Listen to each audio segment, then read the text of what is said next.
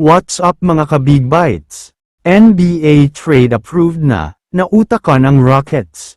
Pero bago ka sana magpatuloy sa panunood ay huwag mong kalimutang mag-subscribe sa aking YouTube channel. Isingit muna natin sandali ang balita tungkol sa New York Knicks. Nag-offer na daw sila sa Phoenix Suns, at gusto nilang makuha ang superstar na si Kevin Durant. Malaking pagbabago kasi ang gagawin nila sa lineup nila. Alam naman kasi nating lahat na sobrang disappointing talaga ang nangyari sa Knicks. Hindi nila inasahan na paglalaroan lang sila ng Pacers, kaya naman gusto nilang makabawi at makapaghiganti sa susunod na season.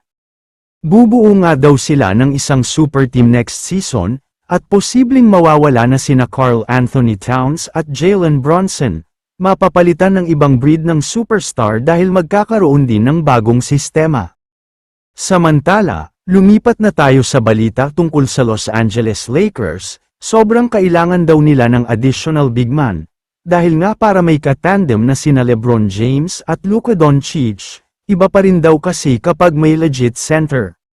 Para sa kaalaman ng lahat, magiging unrestricted free agent na si Steven Adams, isa sa mga malalakas na big man sa NBA, sobrang solid sa ilalim lalo na ang rebounding skills. Grabe ang timing niya sa pag-rebound at pagkuha ng bola.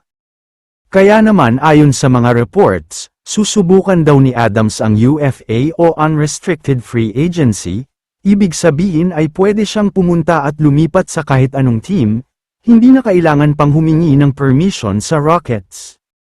Kaya naman ang balak daw ni Adams ay pumunta na sa Lakers. Kinausap daw kasi siya nina LeBron James at Luka Doncic at may recruitment na naganap, gusto daw kasi siyang maglaro ng mga ito sa Los Angeles Lakers.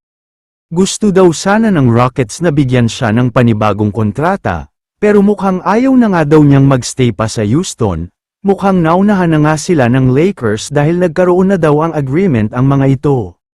Sa tingin ko naman, malaking pakinabang si Adams para sa Lakers, dahil isang solid rock big man talaga ang kailangan nila. Yan lang ang kulang sa lineup nila dahil kumpleto na sila from guard position up to forward position.